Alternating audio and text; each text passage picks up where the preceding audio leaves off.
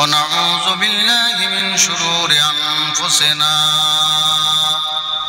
ومن سيئات أعمالنا من يهده الله فلا مضل له ومن يضلله فلا هادي له ونشهد أن لا إله إلا الله ونشهد أن محمدا عبده ورسوله فقد قال الله تعالى في كلامه المجيد وفي الفرقان الحميد إن الله وملائكته يصلون على النبي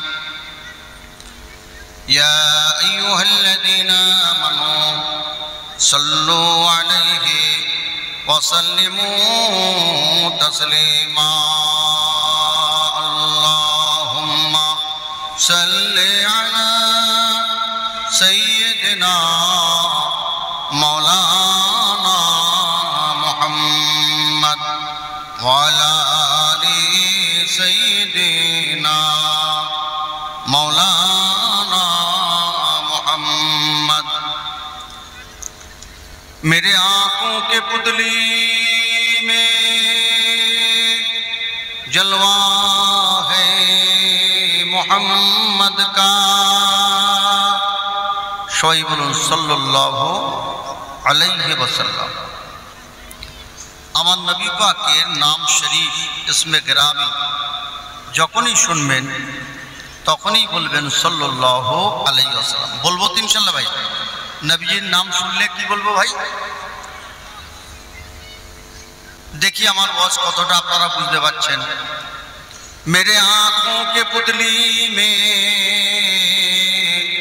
जलवा है मोहम्मद का। কেউ বুঝতে পারেন না? নবী পাকের নাম শুনলে কি বলতে হবে? বলবো তো ইনশাআল্লাহ। मेरे आंखों के पुतली में जलवा है मोहम्मद का। এবারে দু একজন বুঝতে পেরেছে, সবাই এখনো ঠিক বুঝতে পারছে। নবী পাকের নাম শুনলে কি বলতে হবে?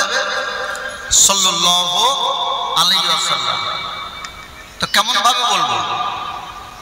প্রত্যেক জিনিসের যখন আমরা নাম ধরি ডাকি তো কেমন আমরা ডাকা?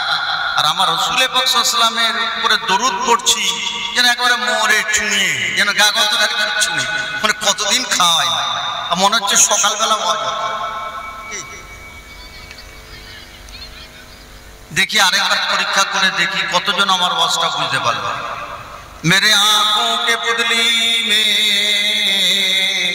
जलवा है मोहम्मद का। মাশাআল্লাহ, একবার কমপ্লিট। এই যে ওস্তাদ ঠিক হলে ছাত্র তৈরি হয়ে যাবে ইনশাআল্লাহ। তো আল্লাহ পাকের মেহেরবানি, আপনারা দেখছি খুব বিচক্ষণ মানুষ, আমার ওয়াজটা বুঝতে পেরেছেন। মেরে দিল কে আয়নে মে নকশা है रसूलुल्लाह का अल्लाहुम्मा सल्ली अला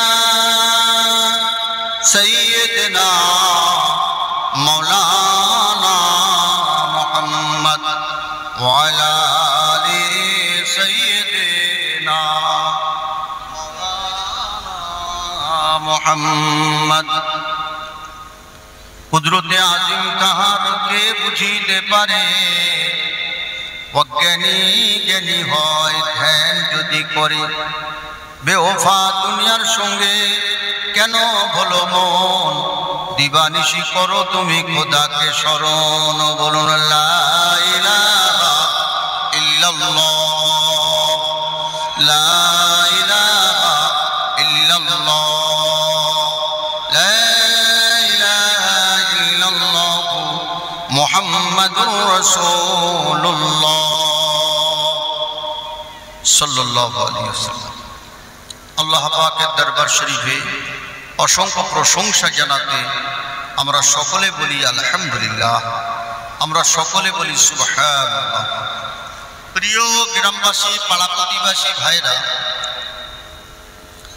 এবং মেলা পার্বণে যারা আছেন দয়া করে সময় নষ্ট না করে আল্লাহর হস্তে আপনারা এই পাক সবাই চলে আসুন। জীবনে এমন একটা কথা শুনবেন যে কথাটা এর পরে না শোনা হলে এর পরে 1 লাখ টাকা খরচা করতে হবে, কিন্তু কাজের কাজ হওয়া মুশকিল। আল্লাহ পাক কোরআন হাদিসের কথা এত মূল্যবান করেছে, এমন একটা কথা হয়তো আজকে শুনতে পাবেন যে কথাটা লাখ টাকা খরচা না করেও সমাধান করতে পারবে। আর একটা বড় জিনিস হলো এইরকম মাজলিস হলে অনেক ফেরেশতারা আসে, তো যারা এই জলসার বেয়াদবি করে ফেরেশতারা তাদের লানত দিয়ে যায়, অভিশাপ দিয়ে যায়। সেই সব মেয়ে ছেলে বেটা ছেলের ভাগ্য খারাপ, সেই সব মেয়ে ছেলে বেটা ছেলের ভাগ্য খারাপ। আর যারা এই জলসার আদব রাখবে আল্লাহর ফেরেশতারা দোয়া করবে, আলেম ওলামারা দোয়া করবেন, অসংখ্য ফেরেশতা এখানে চলাফেরা, অসংখ্য নেক জেনেরা আসে। তো আল্লাহ পাক আমাদের সকলকে জলসার আদব করার তৌফিক দান করেন, সকলে বলেন আমিন। খবরদার এই সুযোগটা যারা যুবতী মেয়ে ছেলেরা, আমার মা বোনেরা, খবরদার খবরদার আপনারা পর্দার আড়ালে চলে যান, ধীরভাবে কিছুক্ষণ ওয়াজ শুনুন, আপনাদের জীবনটাকে তৈরি করুন। আমরা যেসব কথা বলবো ইনশাল্লাহ কোরআন হাদিস থেকেই কথা হবে। অতএব আপনারা সময়টা যদি নষ্ট করে দেন আর জীবনে কবে সেই কথা শুনবেন তা কেউ বলতে পারে না, আর আপনার জীবনে অনেক ক্ষতি নেমে আসবে। আল্লাহ পাক আমাদের হেফাজত করুন।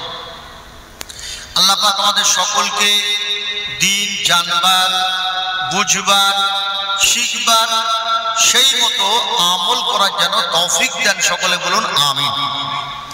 আপনারা জানেন আজকের আমাদের এই সভা মাদ্রাসা উপলক্ষে জলসা। কি উপলক্ষে? এই জলসা আর 20টা জলসা থেকে অনেক তফাৎ, অনেক তফাৎ। খুব ভালো করে বুঝবেন, কয়েকটা কথা আগে বলবো ভূমিকাটা।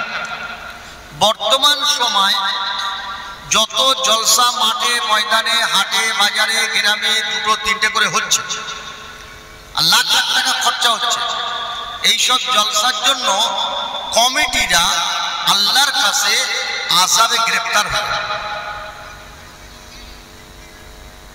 বুঝে গেল? ভালো করে কথাটা শুনবেন আগে, তারপরে প্রশ্ন থাকলে করবেন। আমি সারা রাত থাকবো, দরকার হলে চিন্তা করবেন না। আর আমার বাড়ি কোনো হাওড়া হুগলি বর্ধমানে নাই যে পালিয়ে আর জীবনে খোঁজ নিতে পারবেন। আমি আপনাদের সবাইকে আমার প্রমাণ প্রুফ দিয়ে যাব। আমার বাড়ি এখানে, আমি প্রতি সোমবার বাড়িতে তালিম জিকিরের মজলিস হয়। আমাদের তরিকায় ফুরফুরা সিলসিলা আল্লামা সাইফুদ্দিন সিদ্দিকী সাহেব রহমতুল্লাহ আমার পীর মুর্শিদ ওই তালিমের ব্যবস্থা করে গিয়েছেন। উনি প্রায় 40 বছর ওখানে জিকিরের মজলিস করেছেন। কথা বোঝা গেল? কেন বললাম এই কথাটা? 1 লাখ টাকা একটা জলসা খরচা করলেন, এই জলসাটা বাদে এটা মাদ্রাসা উপলক্ষে হচ্ছে। কি উপলক্ষে? কিন্তু যেসব এমনি সাধারণ জলসা হয়, ধরুন আমি 1 লাখ টাকা খরচা করলাম, তো 1 লাখ টাকা ধর্মের জন্য খরচা করা হলো। তো আমরা সেই 1 লাখ টাকা খরচ করে, ভালো করে শুনুন, 1 লাখ টাকা খরচ করার পরে কেউ এমন বোকা লোক আছে যে সে একবার চিন্তা করবে না যে আমার 1 লাখ টাকা খরচা করার পরে আমার লাভ কতটা হলো, উন্নতি কতটা হলো। এবারে আপনাদের কাছে কিছু আমি কথা আলোচনা করছি ভাই ভাই। ধরুন আমি 1 লাখ টাকা জলসা করে একটা গ্রামে 3টে জলসা, তাহলে কত টাকা খরচা হলো? 3 লাখ। কত? 3 লাখ। গ্রামের মানুষরা কত অসহায়, দুস্থ, বিধবা, কানা, খোড়া, অন্ধ, কার জায়গা নেই, কার ঘর নেই, তার ভিতরেও জলসার আকর্ষণে এত টাকা খরচা করে একটা গ্রামের জলসা হলো। যাক আলহামদুলিল্লাহ হোক, 3 লাখ টাকা 6 লাখ। কিন্তু আমার কথা হলো 3 লাখ টাকা যে 1 বছরে খরচা করলাম, করার পরে সেই গ্রামে ধর্মের উন্নতি কতটা হলো। কথা বোঝা গেল? তাহলে ধর্মের উন্নতি যদি না হয়, কোন কারবারে কোন জ্ঞানবান লোক, কোন বুদ্ধিমান লোক এরকম লস খাবে? একবার লস খাবে, আর খাবে না। খাবে কি? তাহলে তাহলে বিকল্প কোনো ব্যবস্থা নিতে হবে। জলসা গ্রামে একটা হলেও চলবে, 50,000 টাকা খরচা করলেও চলবে, 2.5 লাখ টাকা তাহলে এমন জায়গায় খরচা করতে হবে যাতে করে আমার দ্বীনের উন্নতি হয়, মানুষের মধ্যে দ্বীনি ইলম হাসিল হয়ে যায়, মানুষ দিনদার বনে যায়, মসজিদে মুসল্লি বেড়ে যায়। করে বলুন সুবহানাল্লাহ। বোঝাতে পারলাম? 3 লাখ টাকা খরচা করে যদি আমার ধর্মের উন্নতি না হলো, মানুষ যদি দ্বীনি জ্ঞান হাসিল না করতে পারলো, মানুষ যদি মসজিদে 10টা মুসল্লি বাড়লো না, তা 3 লাখ টাকা খরচা করে বছরে যদি 30টা মুসল্লি না বাড়ে, কোন বোকা লোক আছে এমন কারবার করবে বছর বছর লস খাবে? আরে বছর বছর লস খাবে? তাহলে আপনারা একটা প্রশ্ন করবেন আমাকে যে ভালো কথা, আপনি তো ভালোই বলছেন, ঠিক আছে, তাহলে মুসল্লি কি করে বাড়বে? আর আমি আপনাদের বলছি 1 লাখ টাকা বছরে খরচা করবেন, 10টা মুসল্লি 1 বছরে একদম শিওর বাড়বেই বাড়বে। তবে আলেমদের পরামর্শ নিতে হবে। আলেম মানে দুরকম, ধরো এই ওয়াজ নসিহত হচ্ছে, এটা একটা আমাদের বাজার লেগে গেছে। কি লেগে গেছে? আমরা যা বলবো আপনার তাই দিচ্ছেন, 15,000 চাইলে 15,000, 20,000 চাইলে 20,000। কেন? জলসা দেওয়াটা নেশা, ঝোঁক। নামাজ পড়ুক না পড়ুক, রোজা করুক আর না করুক, ওটা একটা স্টার্টার যে আমাদের গ্রামে একটা জলসা হতে হবে, কাজ যে যাই হোক না কেন। কথা বলেন?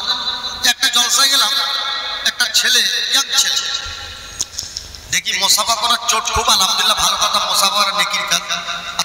5 মিনিট আগে তো তকবীরও দিচ্ছে সেরকম।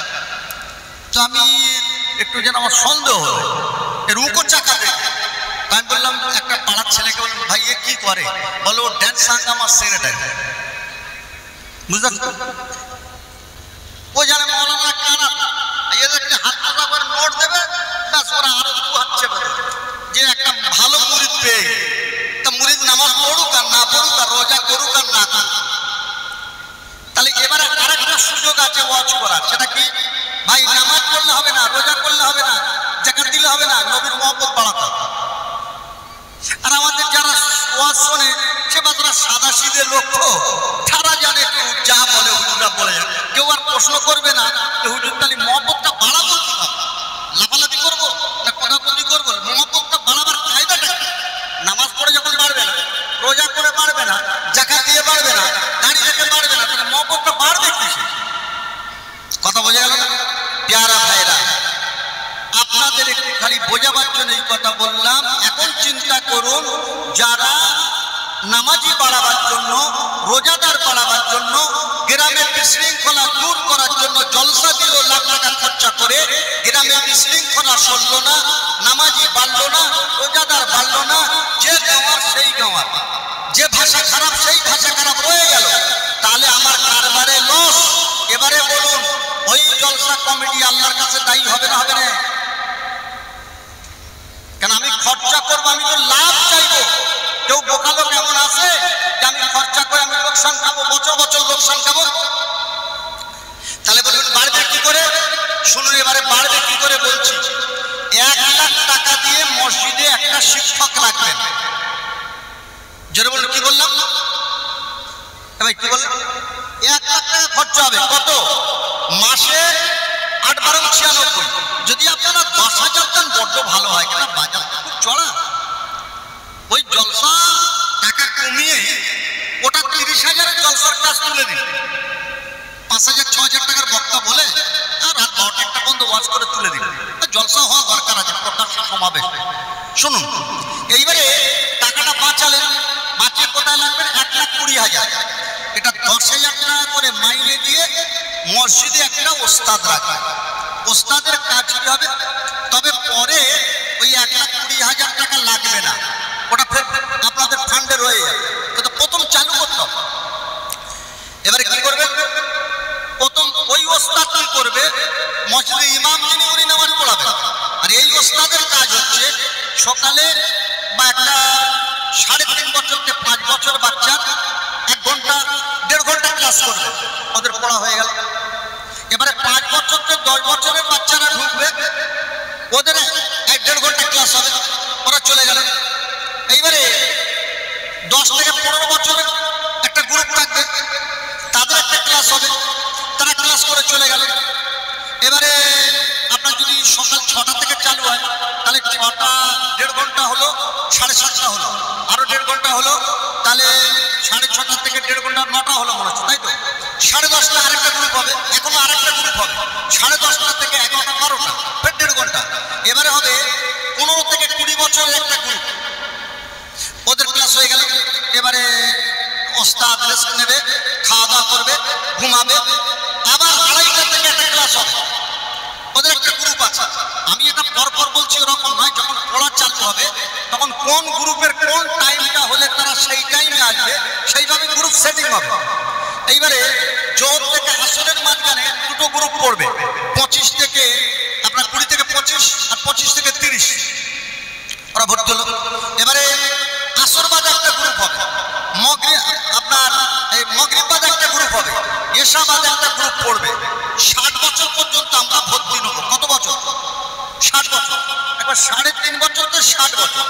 প্রতিদিন ক্লাস হবে, সপ্তাহে একদিন ছুটি। সারা বছর যদি আপনি তৈরি করেন তাহলে আপনি 10টা মুসল্লি আপনার বেরোবে না? বেরোবে না? বেরোবে না? টাকা আমি আপনাদের একটা সমস্যা বলেছি, সমাধানটাও বলছি, শুনে যান। এবারে আপনাদের মাথায় সব কথা এখন ঢুকবে না, সব নতুন ওয়াজ তো হঠাৎ করে ঢুকবে না। তাহলে কি করতে হবে? আপনারা 5 জন হোক 10 জন হোক, আপনারা আমি যে কলকাতা মসজিদে থাকি আপনারা চলে যাবেন, বেশি খরচা নেই।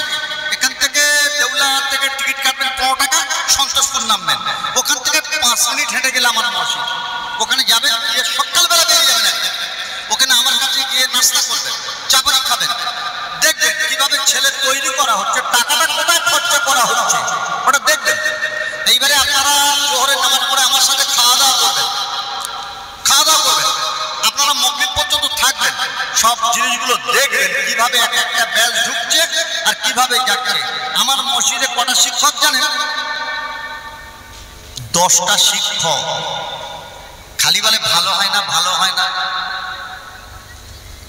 ভালো কি মাঠে ময়দান থেকে হয়ে যাবে? ভালো করতে গেলে কিন্তু আছে।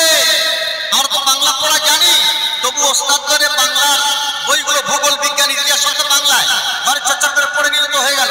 কিন্তু প্রাইমারি শেষ করে মাধ্যমিক, উচ্চ মাধ্যমিক, গ্র্যাজুয়েশন ওস্তাদ শিক্ষকদের কাছে পড়তে হয়, আবার সেই বাংলা বইটা আবার প্রাইভেট শিক্ষকের কাছে পড়া, তারপরে ছেলে এমকম এমএসসি করছে। তো ধর্মীয় বিষয় আমাদের ট্রেনিং এর কোনো ব্যবস্থা নেই, নামে তাল ঘটি ডোবে না। কিরকম একটা এক্সাম্পল বলছি, ওয়াজ আপনারা অনেক শুনেছেন, শুনবেন, সারা দেওয়া যাবে। আমাদের ধর্মের সব থেকে বড় আমল হলো ঈমান। কোনটা জোরে বলো? ঈমান। জোরে বলো কোনটা? ঈমান। তাই আমি বছরে 3 লাখ টাকা খরচা করছি, পাড়ার একটা বাচ্চাকে দেখে জিজ্ঞেস করুন, 10 বছরের বাচ্চাকে, বাবু এদিকে আয় তো, মনি এদিকে আয় তো, ঈমান কাকে বলে বলো তো? সে চাল গাছ, আম গাছ, জাম গাছে ভরা চাষ, কি ঈমান বলবে? তারপরে বুঝুন আমি জানি না ঈমান কেমন, আমি কি জানি? কে জানে? বলে আমার আব্বা জানে, তার আব্বার বয়স 34 বছর। কত বছর? তাকে জিজ্ঞেস করাচ্ছে, বাবু এখানে এসো, কবে বাড়ি এলে? বলে এই তো শনিবারে বাড়ি এসছি। মাশাআল্লাহ, খুব ভালো কথা। বাবু ঈমানটা কাকে বলে? সে যেন কাজতে পড়লো, কি সর্বনাশ, এবার কোথায় থেকে ঈমান টেনে আনলো রে? বলে হ্যাঁ হুজুর, সেই ছোটবেলা কাজ কামে চলে গেছি, আর ঈমান টিমান অত বুঝি না, ওই জায়গাটা পুরোনি করে দেবে। তো কে জানে? আমার আব্বা জানে, আমার আব্বার বয়স 54 বছর। তাকে জিজ্ঞেস করুন ঈমান কাকে বলে, সব বলতে পারে। তার আব্বার বয়স 84 বছর, তাকে জিজ্ঞেস করুন, সব বলতে পারে। কথা বোঝা গেল না? প্যারা ভাইরা, কেন এটা হলো? আসলে টাকা খরচা করছি, তার লাভ দেখছি না, আর কোন আলেমের কাছে মাশওয়ারাও নিচ্ছে না। চেংড়াদের কারবার, মায়ুর দাম আর ইচ্ছা, আমরা খরচা তোমার বাবার কাছে হয়ে গেল। এখানে টাকা খরচা হচ্ছে কিন্তু তৈরি হচ্ছে না। এর একটাই কারণ হলো ভালো আলেমদের পরামর্শ না নেওয়ার ক্ষতি এটা। আর আমি আপনাদের বলছি ঈমান কাকে বলে, দেখুন কত সস্তায় শিখে যাবে। কিছু এক্সাম্পল দিচ্ছি, কেন জানেন? আল্লাহ পাক আমাদেরকে বড় নিয়ামত করেছেন সন্তান, এই ছেলে সন্তান। এই সন্তান যাদের হয়নি তারা বোঝে লাগে এর গুঁতো কি, এর খারাপি কি, এর কষ্ট কি। আর আল্লাহ যাদের ছেলে মেয়ে দিয়েছে, আল্লাহর কত নিয়ামত। আল্লাহ নবীরা চেয়েছিলেন, দোয়া চেয়েছিলেন, রব্বি হাবলি মিনাস সালিহিন। নবীরা দোয়া চেয়েছেন, আল্লাহ আমাদের নেক সন্তান দিন, ভালো সন্তান দিন, আমাদেরকে সব সন্তান আপনি নসিব করুন। সচ্ছাবা অনেক নবীরা দোয়া করেছেন, আল্লাহ সন্তানের দরকার নেই। যদি সন্তান তোমার না চিনতে পারে, তোমার সাথে তার সম্পর্ক না হয়, আল্লাহ ওয়ালা যদি না হয়, তাহলে ও সন্তান দরকার নেই। আল্লাহ ভোলা সন্তান দরকার নেই, আল্লাহ ওয়ালা সন্তান দরকার। বলুন সুবহানাল্লাহ।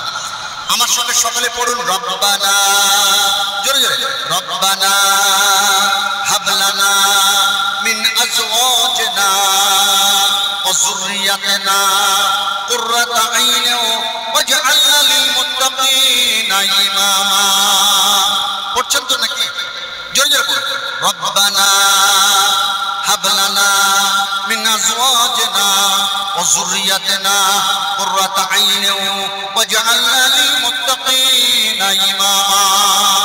যাদের বিয়ে হয়েছে, যারা আপনার স্বামী স্ত্রী এই দোয়া করবে আল্লাহর কাছে, রব্বানা হাবলানা, হে আল্লাহ আপনি আমাদেরকে দিন, আজওয়াজনা নেক স্ত্রী, ওয়া যুররিয়াতিনা সব সন্তান, নেক সন্তান দিন।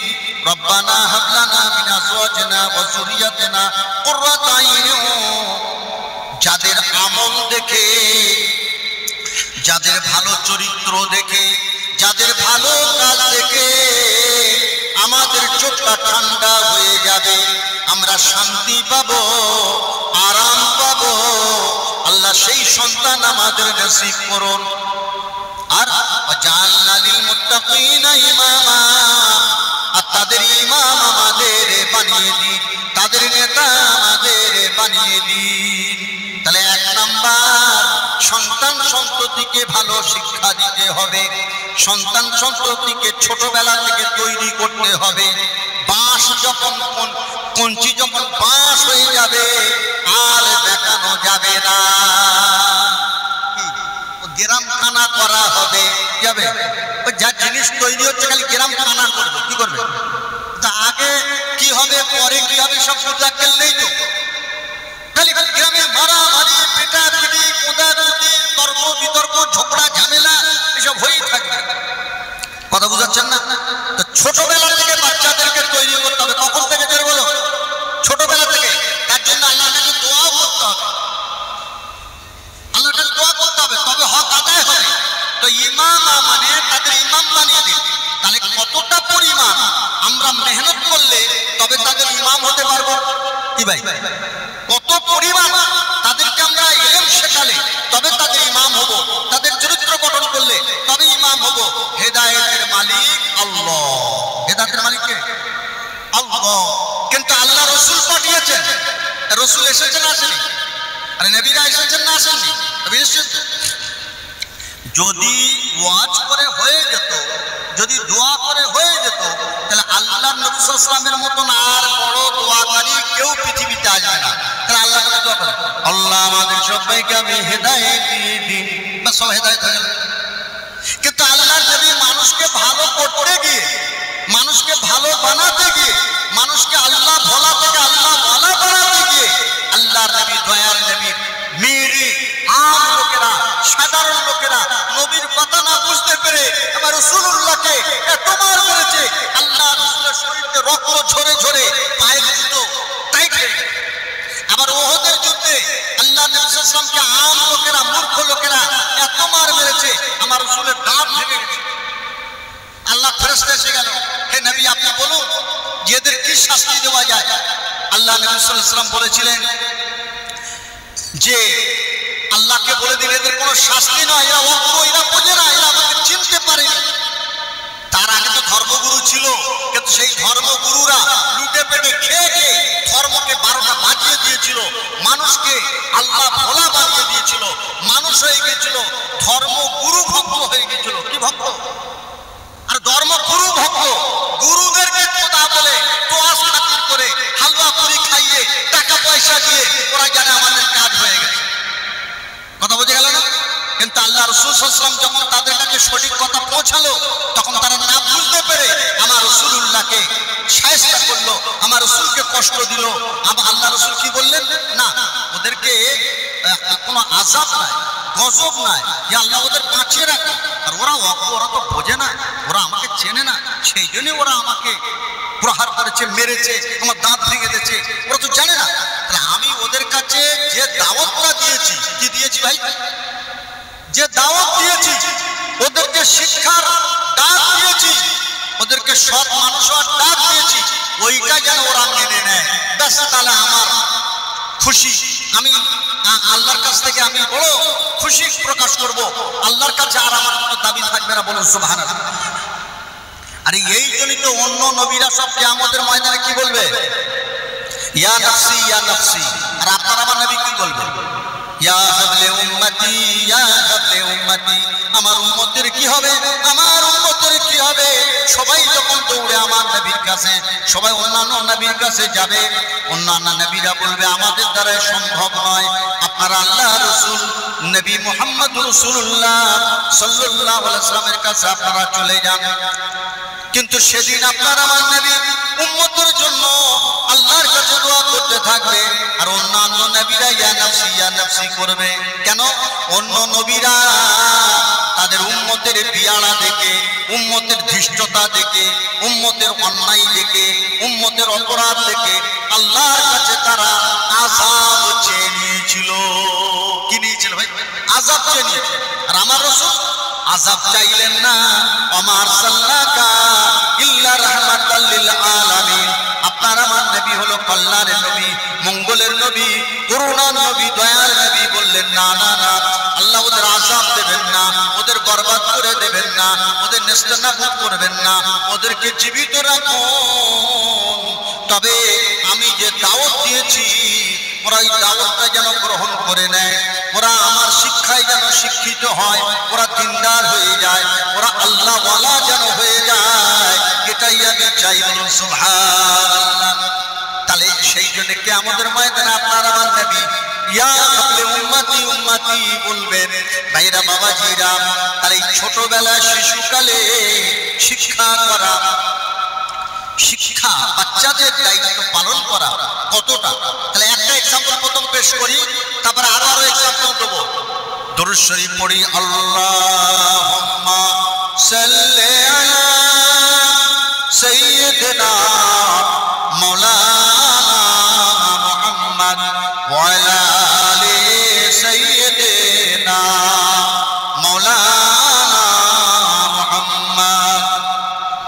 প্যারা ভাইরা বাবাজিরা, ঈমান কাকে বলে ছোট থেকে বুড়ো বলতে পারছে না। খালি লাখ লাখ টাকা খরচা হচ্ছে ধর্মের নামে, কিন্তু মানুষ ধার্মিক হচ্ছে না, ধর্মের শিক্ষায় শিক্ষিত হচ্ছে না। এর কারণ হলো টাকা ঠিক জায়গায় খরচা হচ্ছে না। আর আমি যে বললাম মসজিদে একটা শিক্ষক রাখবেন, কিংবা আপনার কোলে শিক্ষক যিনি থাকবেন, ওই শিক্ষক কি করবেন? একটা ডাক দিলেন, 3 মাস পরে মসজিদে ইমানের কুইজ হবে। কিসের কুইজ? ইমানের কুইজ হবে।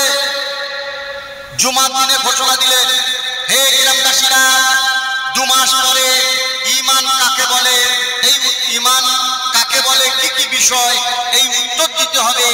আমি উত্তরটা দেওয়ার জন্য একটা কাগজে লিখে দেয়ালের গায়ে টাঙিয়ে দিয়েছি, আপনারা ওইটা জেরক্স করে নিয়ে বাচ্চাদের মুখস্থ করাবেন, আর 2 মাস পরে কুইজ হবে। তাহলে সহজ হলো না কঠিন হলো? আর যদি কেউ বই দেখে পারেন মুখস্থ করবেন, আর আমি একটা কাগজে লিখে দেয়ালের গায়ে টাঙিয়ে দিয়েছি, ওইটা আপনারা মুখস্থ করাবেন। কত বছর? 8 বছর থেকে 15 বছরের ছেলেরা। কত বছর? জোরে বলেন, কথা বলেন আমার সাথে, কথা বলেন, কত বছর? 8 বছর থেকে 15 বছর। 8 থেকে 15 বছরের ছেলেরা, ওরা উত্তর দেবে। আর ইস্তার আমি লিখে ছাপিয়ে দিয়েছি, যদি আপনারা জেরক্স করতে পারেন, জেরক্স কাগজ আমার কাছে আছে, তিনি বলে দেবেন, শিক্ষক বলবেন যে জেরক্স কাগজ আমার কাছে আছে, ওটা নিয়ে মুখস্থ করান। আর বললি তো মসজিদে আসবে না, ওরা বলি আসবে কি? ওর কৌশল আছে আনাবার। কৌশলটা কি? যারা ইমানের কুইজে, পরের জুমাতে ঘোষণা হচ্ছে, যারা ইমানের কুইজে আসবে, আপনার রবিবার বেলা 10টায় চলে আসবে।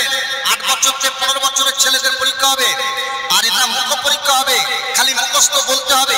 আর মুখস্থ কাগজ আমি দিয়ে দিচ্ছি, ওইটা থেকে মুখস্থ করতে আর যারা মসজিদে আসবে আসার সাথে সাথে আমরা দুটো করে রসমালাই দেবো। কি দেবো? দুটো করে রসমালাই দেবো। ওরা মসজিদ চিনুক না যে মসজিদ কোথায়, কোন দিকে দেখে। দুটো করে রসমালাই দেবো। আর আপনাদের টিফিনের ব্যবস্থা থাকবে মসজিদে, ঠান্ডা লস্যি থাকবে আপনাদের জন্য। আর আরেকটা হলো যাবার সময় আপনাদের একটা করে আপেল দেওয়া হবে, ভালো আপেল, কানা কানা নয়, করবে আপেল। আর যারা ইমানের পরীক্ষায় কুইজে টাকা খরচা করা যোগ করুন তো দেখি ছেলে তৈরি হয় কিনা দেখি। এবারে যারা ইমানের কুইজে যে ফার্স্ট হবে তার 2000 টাকা প্রাইজ, যে সেকেন্ড হবে তার 1000, যে থার্ড হবে 500, তার নিচে যাবে 250, তার নিচে যাবে 150, তার নিচে যাবে 100, তার নিচে যাবে 50, তারপরে সান্ত্বনা পুরস্কার থাকবে। এইবারে ইমাম সাহেব 2 মাস ধরে মসজিদের শিক্ষক যার সাথে দেখা হচ্ছে বলে দিচ্ছেন আপনার ছেলেকে কাগজটা মুখস্থ করান। আপনার ছেলে বয়স কত? বলে 10 বছর। বলে ও হুজুরও পারবে না, একটা কথা বলতাম কোথায়, আরে ও ফার্স্ট হবে আমি বলছি। পরে একটা হুজুর বলে যে ফার্স্ট হবে মানে হবেই হবে। তাহলে ওর মা পড়াতে পড়াতে পড়াতে পড়াতে ওর মায়ের মুখস্থ হয়ে গেল, ওর আব্বা পড়াতে পড়াতে ওর বাবার মুখস্থ হয়ে গেল, ওর দাদি শুনতে শুনতে দাদির মুখস্থ হয়ে গেল, ওর দাদুর মুখস্থ হয়ে গেল। এইবারে দেখবেন কুইজের দিন একটা ছেলে বছরে কবার পরীক্ষা দেবে একবার, আর একটা ছেলে তার লাইফে মসজিদে কবার পরীক্ষা দেবে, জোরে বলুন কবার? 8 থেকে 15 বছর।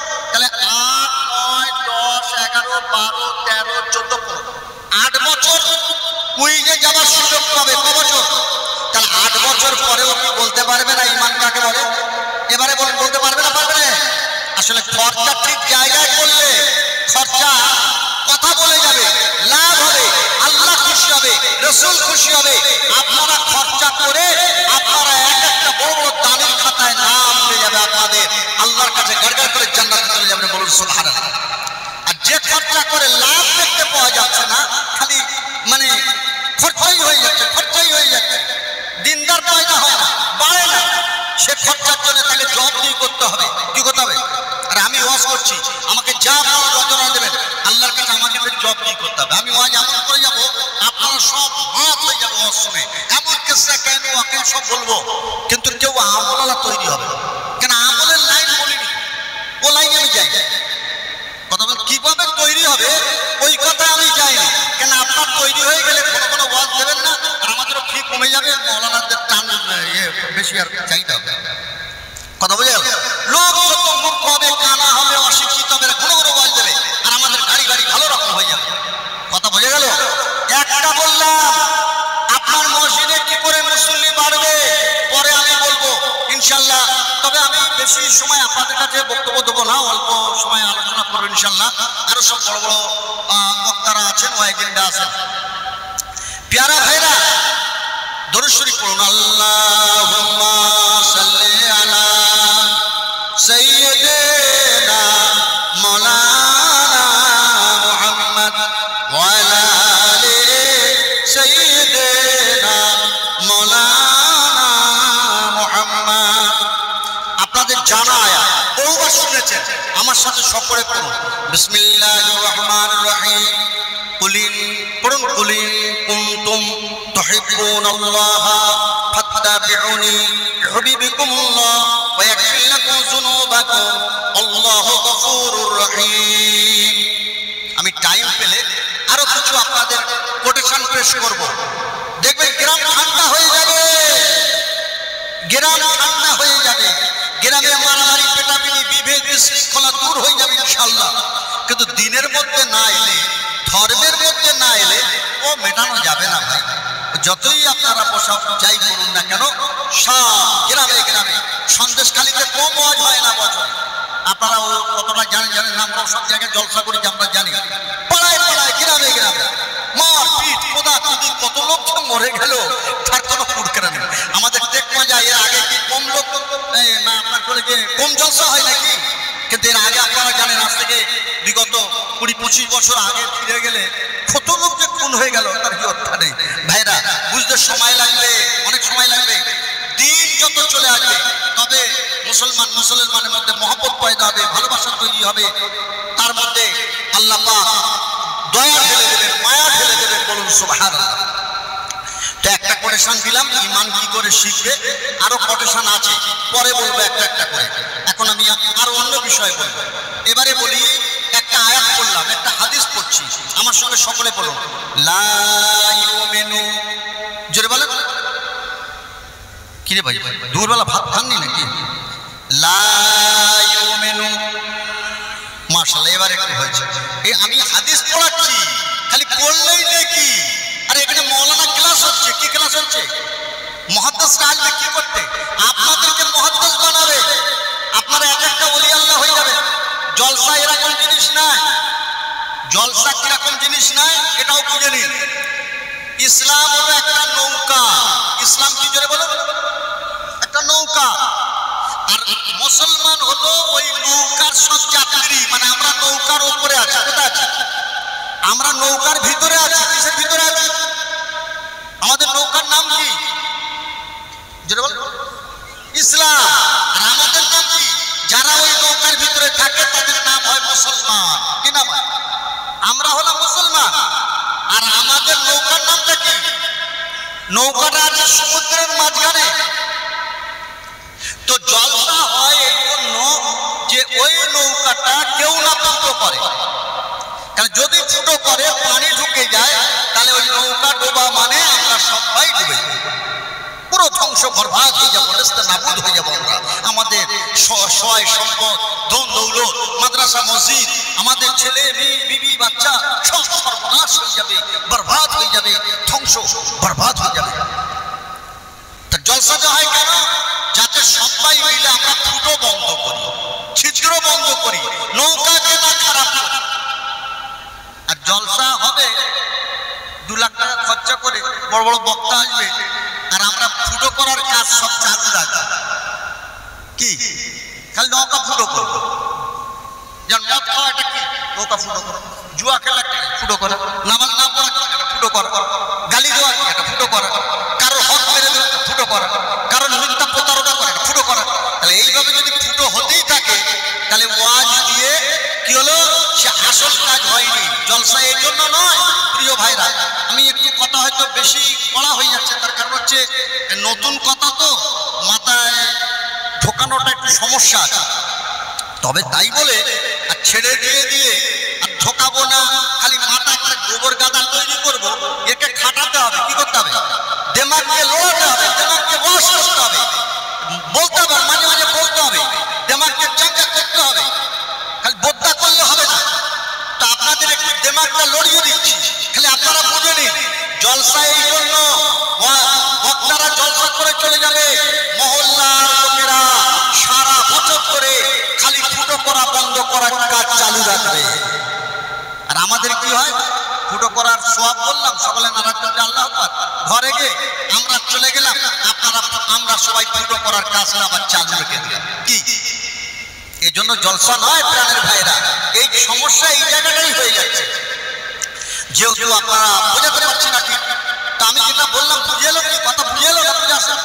বোঝা যাচ্ছে আমার কথা? বোঝা গেল যে নৌকা ফুটো করা বন্ধ করার জন্য জলসা দেওয়া, কিন্তু ফুটো বন্ধ হচ্ছে কিনা সেটা তো দেখতে হবে। এবার বক্তাকে ওইটাও বলতে হবে যে ফুটোটা কি করে বন্ধ করার কাজটা এরা করবে, সেটা তো ট্রেনিং দিতে হবে। কথা বোঝা গেল না? সেইটা না বললে তো মাঠে মারা গেল, কাজের কাজ হবে না। যেমন আমি একটা এক্সাম্পল আপনাদের বলেছি যে আপনারা একটা ঈমান শেখাতে গেলে কি পদ্ধতিতে পুরো মহল্লার বাচ্চাদের আমরা শেখাতে পারি। যেমন আমি বললাম ফুটো কর রসমালাই, আরে যে ঈমান বলতে পারবে না সেও মসজিদে যাবে। রসমালাই কেউ ছাড়ে? তাহলে আজকে রসমালাই দেবে, মসজিদে চলে যায়। তাহলে ও 15টা ছেলে পরীক্ষা দেবে আর 30টা এমনি আসবে। ওরা এসে দেখবেন এখানে ঈমান শেখানো হচ্ছে। তারপর যখন 2000 টাকা চেক দেওয়া হবে, 1 বছর ধরে ওরা এবার ঈমান নিয়ে পড়ে থাকবে যে আগের বছর পরীক্ষা হবে, ফের ফার্স্ট হতেই হবে আমাকে। দেখবেন ঘরে ঘরে সব ঈমানের চর্চা চালু হয়ে যাবে। কথা বোঝা গেল না? একটা পদ্ধতি বললাম ভাইরা। আমার সঙ্গে সকলে জোরে জোরে করবেন হাদিসটা। লা ইউমিনু আহাদুকুম হাত্তা আকুনা আহাব্বা ইলাইহি মিন ওয়ালিদিহি ওয়া ওয়ালাদিহি ওয়ান নাসি আজমাইন। আরেকটু কষ্ট করুন আমার সাথে, আরেকটু কষ্ট করুন। আরেকটা হাদিস পড়ব। আহাব্বা সুন্নতি, জোরে জোরে, মান আহাব্বা সুন্নতি, আওয়াজ কিছু পাচ্ছি না, একটু জোরে জোরে, মান আহাব্বা সুন্নতি ফাকাদ আহাব্বানি ওয়া মান আহাব্বানি কানা মাই ফিল জান্নাহ। নবীর মহব্বত কি করে হবে আপনাদের বুঝিয়ে দিচ্ছি। আরে একেবারে আপনাদের সাথে নবীর সাথে জান্নাতে থাকার ব্যবস্থা করা হবে ইনশাআল্লাহ। কথা বলেন, একবার নবীর সঙ্গে থাকবেন জান্নাতে। সেটা কি কায়দাটা? এবারে একটা আমল করুন প্যারা ভাইরা বাবাজিরা। আল্লাহ পাক কোরআনে বললেন, আল্লাহ কোরআনে বললেন তোমরা কুলিন কুনতুম তুহিব্বুনাল্লাহ, আমি আল্লাহ আমার সাথে যদি ভালোবাসা টিকিয়ে রাখতে চাও, আমার সাথে মহব্বত যদি ধরে রাখতে চাও, তাহলে তোমরা তোমাদের নবীর অনুসরণ করো। নবীর অনুসরণ করো, নবী যেরকম বলে তোমরা সেরকম কাজ করো। আর নবী কি বললেন? যদি এটা করো তাহলে আমার সাথে ভালোবাসা হয়ে যাবে আল্লাহর সাথে, আর কি হবে? তোমাদের গুনাহগুলো মাফ হয়ে যাবে। বলুন সুবহানাল্লাহ। আর কি বললেন নবী?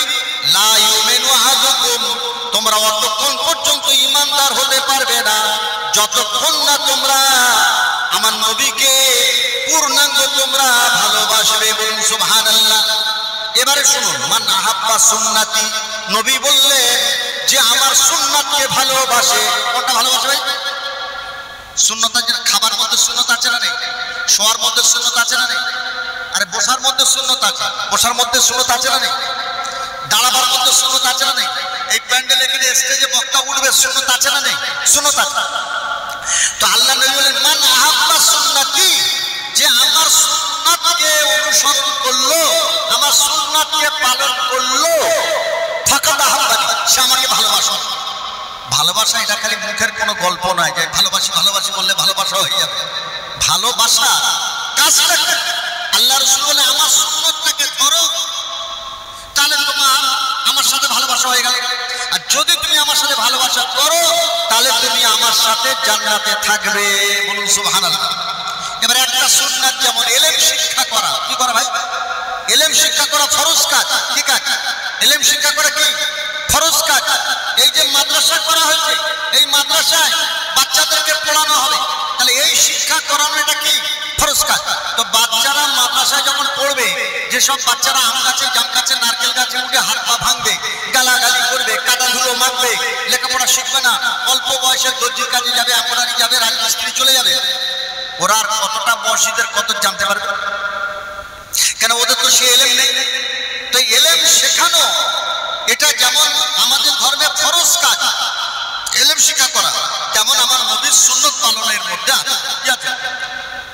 সুন্নত পালন।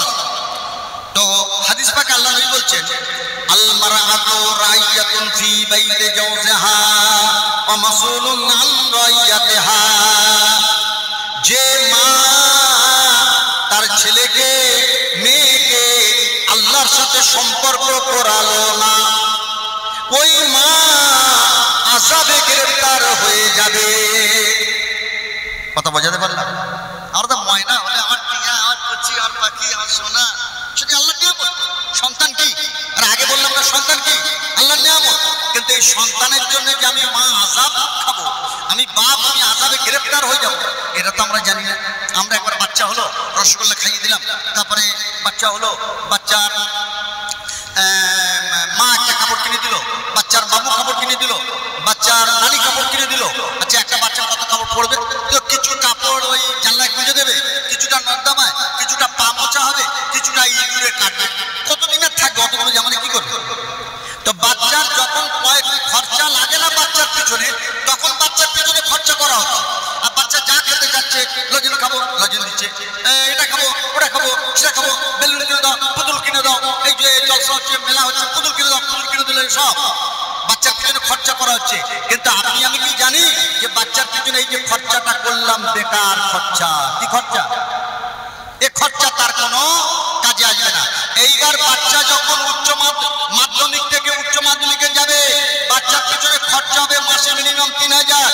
বর্তমান রাজ্য সরকার, আল্লাহ ভালো করুক, বর্তমান রাজ্য সরকার শিক্ষার উপরে প্রচুর প্রকল্প করে দেয় যাতে কোনো বাচ্চা শিক্ষা থেকে বঞ্চিত না হয়, শিক্ষা থেকে বঞ্চিত না হয়। কিন্তু তার আগে 1450 বছর আগে বিশ্বনবী জনাব মুহাম্মদ রাসূলুল্লাহ সাল্লাল্লাহু আলাইহি ওয়াসাল্লাম শিক্ষার জন্য যে ফর্মুলা, যে কৌশল, যে দান, যে খয়রাতের ব্যবস্থা করে গেছে তাতে কোনো বাচ্চা অশিক্ষিত থাকতে পারে না।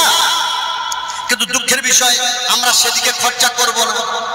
আম লোকেদের যা কারবার, হুজুকে কাজ, একদিনে একবারে 5 করে প্যান্ডেল করো, মাইক করো, 30 টাকার বক্তা আনো, লাস্ট দেখবি আল্লাহু আকবার 2 লাখ টাকা খরচা, ব্যাস কাজ হয়ে গেল। ঘরে গেলে এবার লেজ গুড়িয়ে ঘুমো, ফজরের নামাজ পড়িনি, জোর নামাজ পড়িনি, তোর কাজ হয়ে গেল। হুজুরা সব দোয়া করে চলে গেল। কি কথা বলেন ভাইরা বাবাজিরা, আল্লাহ পাক আমাদের বোঝার তৌফিক দান করুন। খরচা কোথায় করতে হবে শুনুন, খরচা করতে হবে শিশুর পিছনে। যখন উচ্চ মাধ্যমিক পড়বে তখন ওর মামু আর আসছে না যে বাবু তোর কত খরচা, ওর খালা তখন আসছে না, কথা বোঝা গেল না, ওর দাদি তখন আসছে না। আর যখন ছোট কাপড়ে একটা হলে ওর বছর চলে যাবে তখন 10টা কাপড় এসে গেল। আর এখন টাকার দরকার, কেউ আর পাশে ঘেঁষছে না, কথা বোঝা গেল ভাইরা। একটা বাচ্চা মাধ্যমিক পাস করলো ফার্স্ট ডিভিশনে, কত ফার্স্ট ডিভিশনে মাধ্যমিক পাস করলো, ফার্স্ট ডিভিশনে মাধ্যমিক পাস করার পরে ওই ছেলেটা ইমাম সাহেব ডাকছে, অপারেশন তো আমার রেজাল্ট কেমন হলো, তুমি খালি দোয়া করো দোয়া করো। বলো হুজুর সে কি বলবো, আলহামদুলিল্লাহ হাই ফার্স্ট ডিভিশন নাম্বার, মানে ফার্স্ট ডিভিশন থেকে অনেক বেশি নাম্বারে পাস করেছি। বললো তাহলে তুমি উচ্চ মাধ্যমিক ভর্তি হও।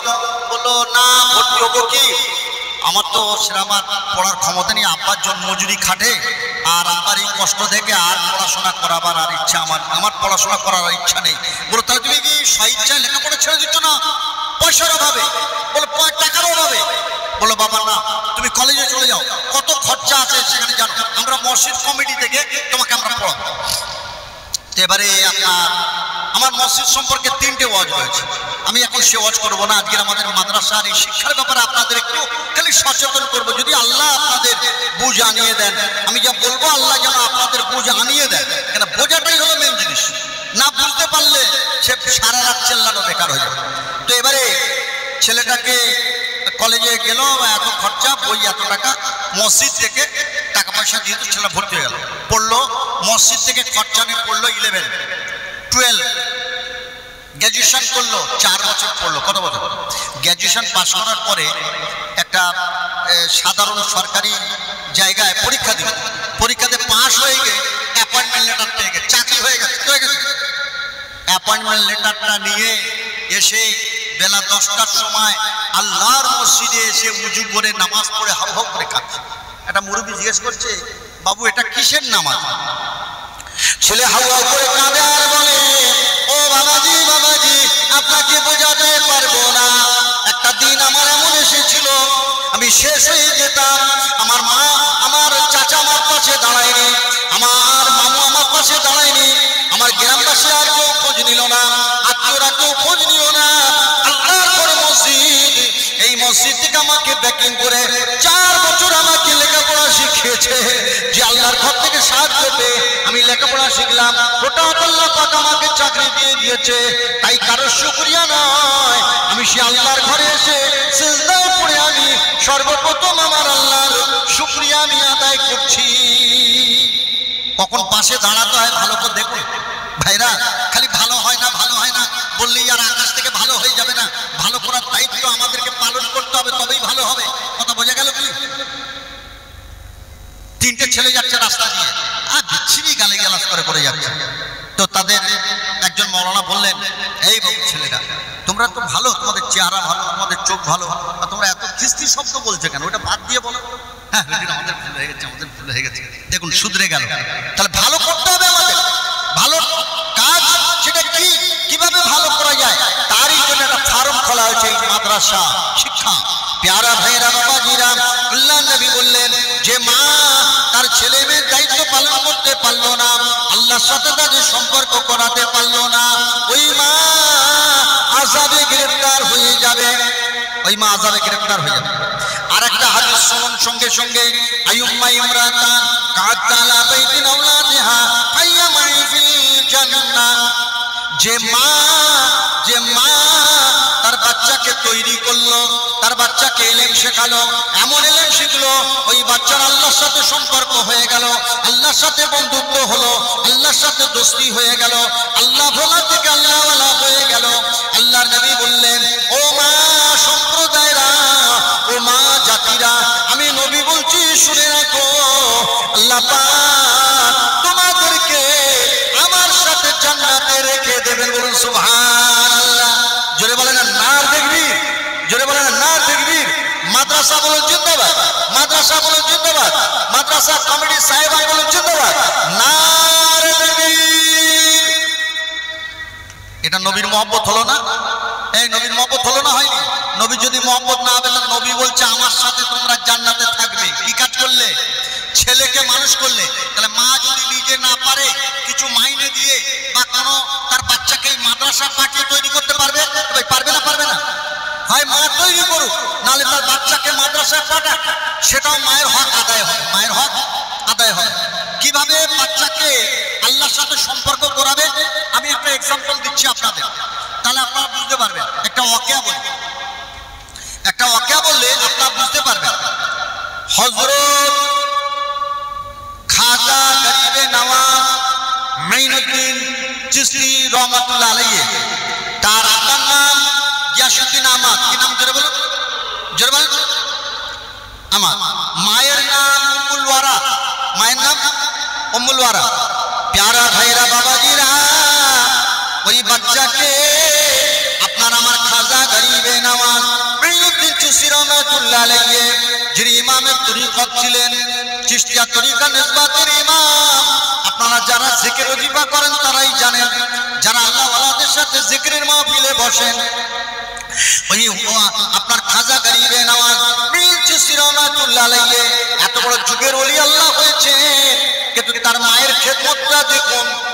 মা পড়ায়, বাপ পড়ায়, মা পড়ায়, বাপ পড়ায়, পড়াতে পড়াতে পড়াতে পড়াতে ওই ছেলে 8 বছর বয়সে আল্লাহর কোরআনের হাফেজ হয়ে গেল।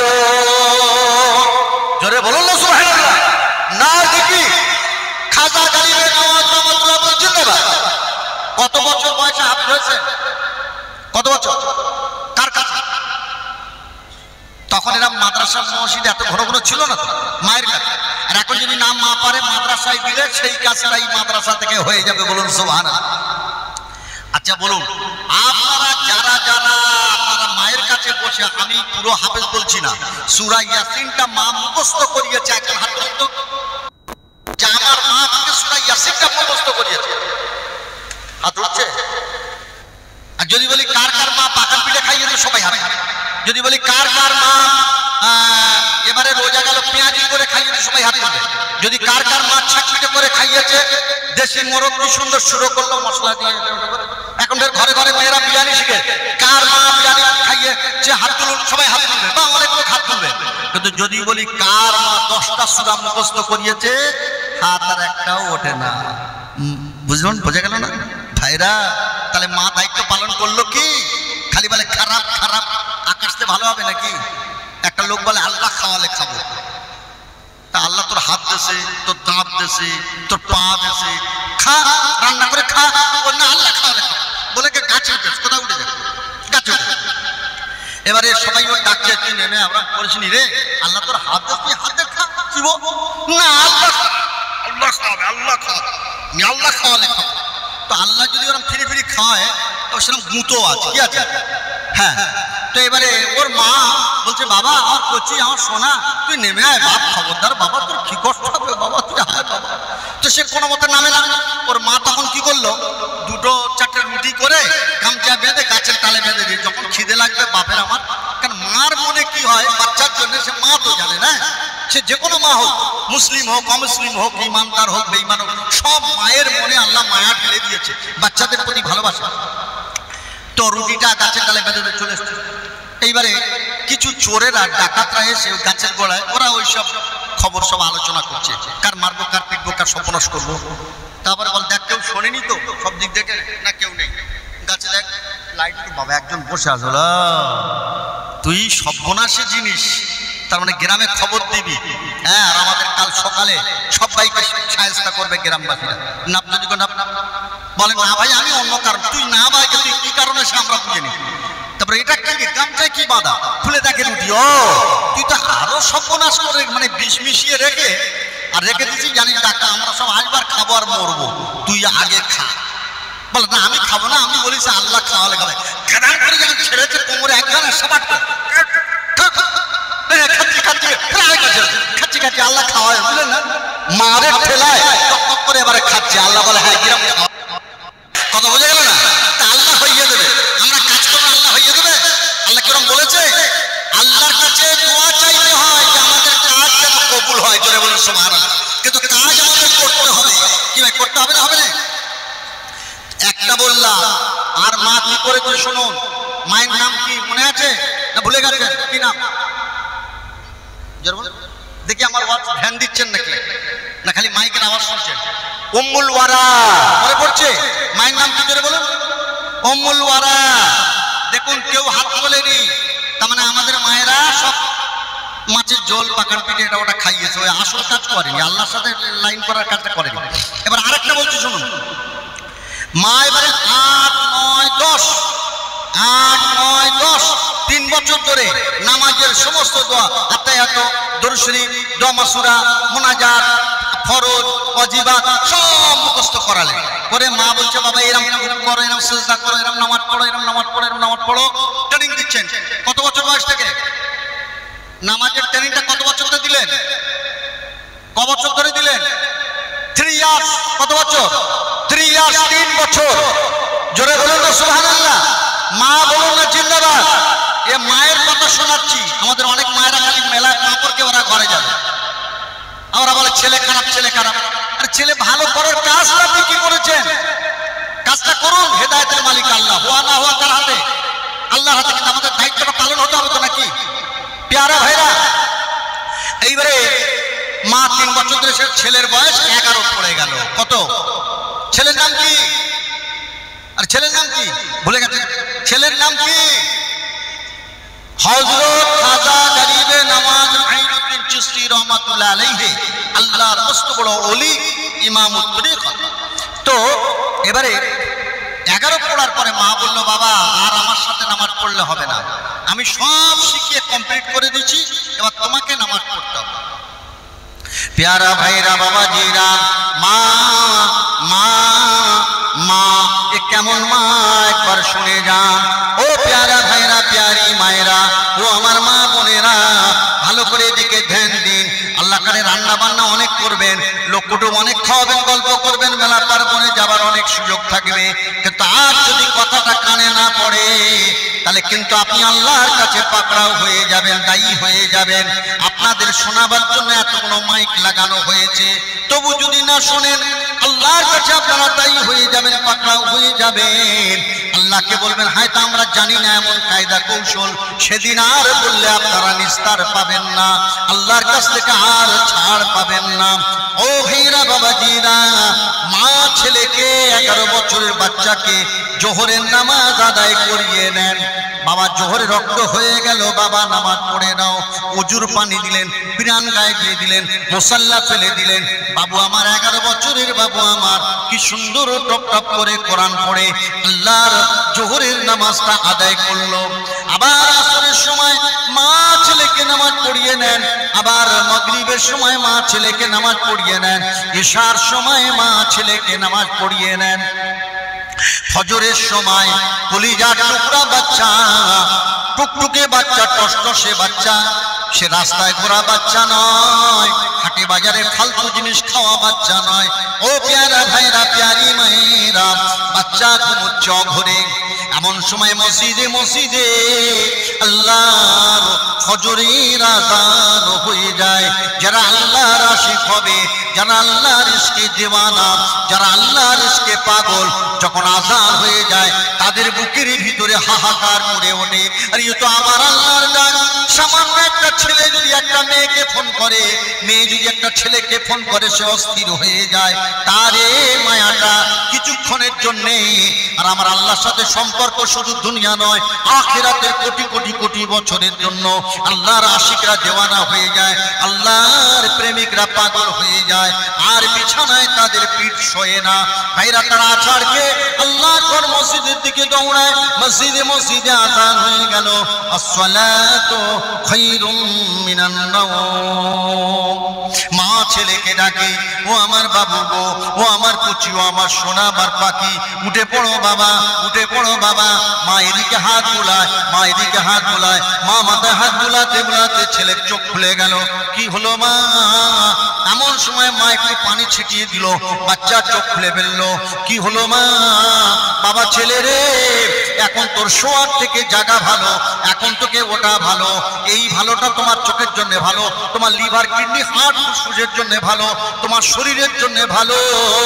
সব থেকে ভালো হবে সূর্য ওঠার আগে তোমার আল্লাহর সাথে তোমার একটা সম্পর্ক হয়ে যাবে, মুহাব্বত হয়ে যাবে, ভালোবাসা হয়ে যাবে।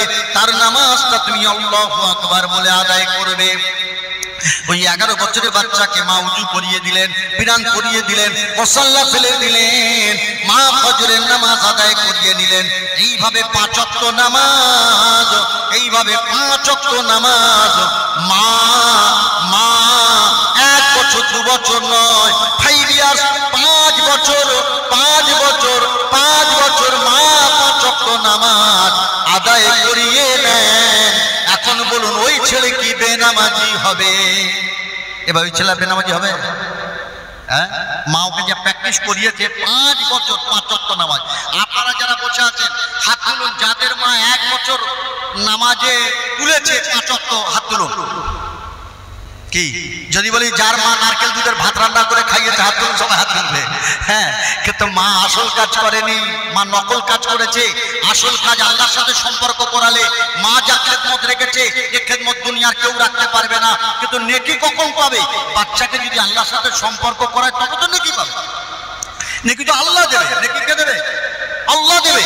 সে আল্লাহর সাথে সম্পর্ক তবে তো নেকি।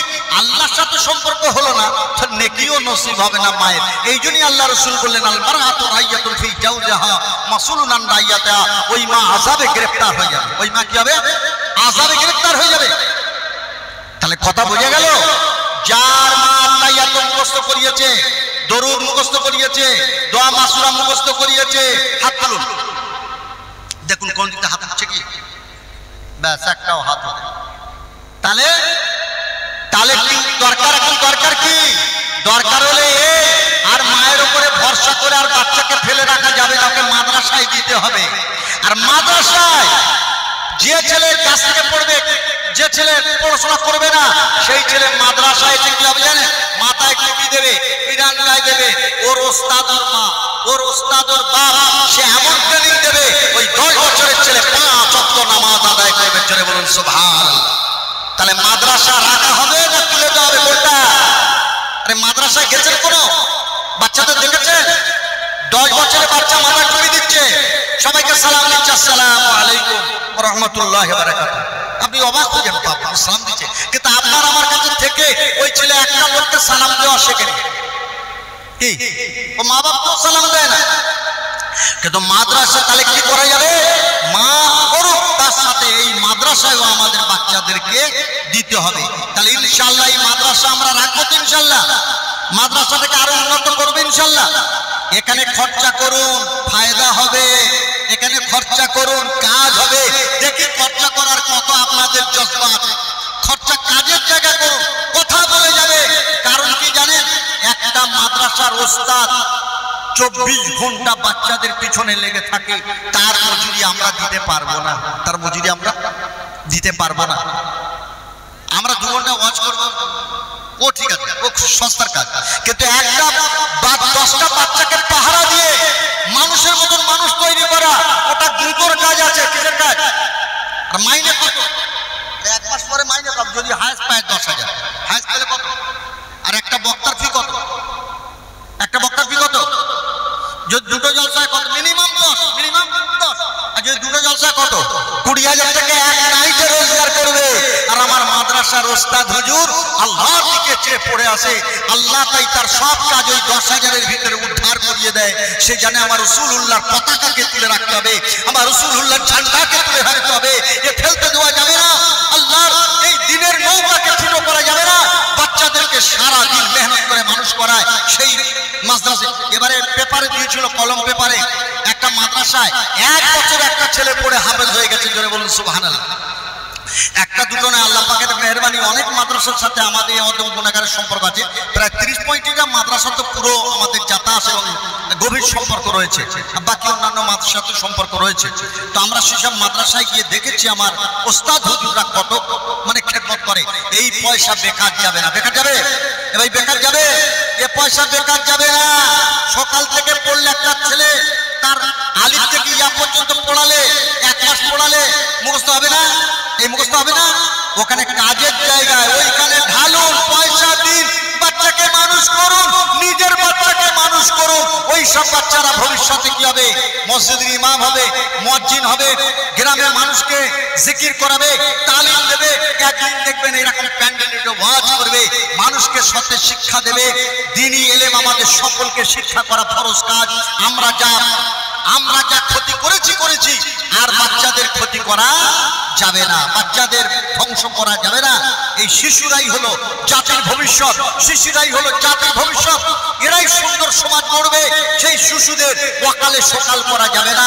প্যারা ভাইরা, আমরা শিশুদের জন্য খরচা করি যখন তার খরচার দরকার নেই, আর যখন তার খরচার দরকার থাকে তখন হয় না। আর গ্রামে কোনো বাইপাস ফান্ড নেই যে যেখান থেকে একটা ছেলে যদি গ্র্যাজুয়েশন করে ডাক্তারি পড়তে যায় 5 লাখ টাকা লাগবে। গ্রামে বাইপাস ফান্ড আছে যে ওই টাকা থেকে তাকে আমরা ডাক্তারি পড়াবো। যেটা বিএড করতে গেলে, বিএড না করলে এসএসসিতে বসতে পারবে না। বিএড করতে গেলে 50 থেকে 1 লাখ টাকা খরচা আছে। গ্রামে কোনো ব্যবস্থা আছে? ব্যবস্থা নেই। যারা ভাইরা ভালো করে বুঝবেন, কিন্তু এটা একটা আমাদের দায়িত্ব, আমাদের কর্তব্য। সেই জন্য আমাদের উচিত হলো এই মাদ্রাসাকে আমাদের টিকিয়ে রাখতে হবে, অবহেলা করলে চলবে না, যাতে করে এখান থেকে সোনার মানুষ তৈরি হয়ে যায়। এরা আমরা কবরে যাব, মাদ্রাসা থাকবে, আর এখানে যত তেলাওয়াত হবে, পড়াশোনা হবে, কবরে শুয়ে শুয়ে সওয়াব পাবো। এটা হলো সাদকায়ে জারিয়া। এটা কি জোরে বলুন? এটা জোরে বলুন, সাদকায়ে জারিয়া। এ পয়সা বেকার যাবে না, এতে কাজ হবেই হবে। বছরে যদি 10টা ছেলে মাদ্রাসায় পড়ে, ওই 10টা ছেলেই নামাজি হবে। জোরে বলুন সুবহানাল্লাহ। পয়সা বেকার গেল কি? আপনারা 3 লাখ টাকা খরচা করে, আমি আগে বলেছি, খেয়াল করুন, যারা প্রথমে ছিল না ওরা বুঝতে পারবে না। 3 লাখ টাকা খরচা করে 10টা নামাজি তৈরি করতে পারেনি। আর আমি বলছি আপনার এই প্রতিষ্ঠানে যখন খরচা করবেন, এখান থেকে বছরে মিনিমাম হাফেজ হোক আর না হোক 10টা নামাজি বেরিয়ে যাবে। জোরে বলুন সুবহানাল্লাহ। কটা দেখেছেন? কটা হাফেজ সাহেবকে দেখেছেন নামাজ পড়ে না? কটা মাওলানাকে দেখেছেন নামাজ পড়ে না? হাতে গুলে 100-1টাও খুঁজে পাবেন না, 100-1টাও খুঁজে পাবেন না। আমাদের মালা ঘোষ বলে আপনার কি বলে যে বুদ্ধদেবের আমলে যখন একটু বিভ্রান্তি হয়েছিল, তখন রাজ্য সরকার একটা বেফাস কথা বলে ফেলেছিল যে মাদ্রাসায় সব সন্ত্রাস তৈরি হয়। তখন ওই মালা, একটা হিন্দু ভদ্র মহিলা আমাদের তালদির, উনি কলম পেপারে লেখা দিয়েছিল, একবার বিরাট করে একটা লেখা দিয়েছিল যে মাদ্রাসা সম্পর্কে এইরকম কথাবার্তা না হওয়াই উচিত। কারণ বলে উনি সব উদাহরণ পেশ করেছিল যে মাদ্রাসায় পড়া ছেলেদের আমি ছোটবেলাতে দেখেছি, তাদের চরিত্র, তাদের আদর্শ, তাদের আপনার কি বলে যে সুন্দর কাজ কর্মসূচি, তারা কেউ জুয়ারি হয় না, মদখোর হয় না, তারা গ্রামে মারামারি করে না, কাটাকাটি করে না, খুনোখুনি করে না। এইভাবে অসংখ্য প্রতিভার কথা তুলে ধরেছিলেন। বলুন সুবহানাল্লাহ। প্যারা ভাইরা, সেই শিক্ষা প্রতিষ্ঠান আমাদেরকে টিকিয়ে রাখতে হবে। এই শিক্ষা প্রতিষ্ঠানকে কোনোভাবে নষ্ট করা যাবে না। এবারে আপনাদের উদাহরণ পেশ করছি, শুনুন। কত বড় যোগ্য মা ছিলেন, কত মানে কত আল্লাহ ওয়ালি মহিলা ছিলেন, আপনি চিন্তা করতে পারবেন না। তিনি হচ্ছেন মা উম্মুল খায়র ফাতেমা। কি নাম বলছেন বলেন? উম্মুল খায়র ফাতেমা। ইনি হচ্ছেন হযরত আব্দুল কাদের জিলানী রহমাতুল্লাহ আলাইহি আম্মা জান। জোরে বলুন না সুবহানাল্লাহ। আয় হালিমা तुझे और क्या चाहिए, तेरे घर में खुदा का हबीब आ गया। अल्लाहुम्मा सल्ले अला सय्यिदना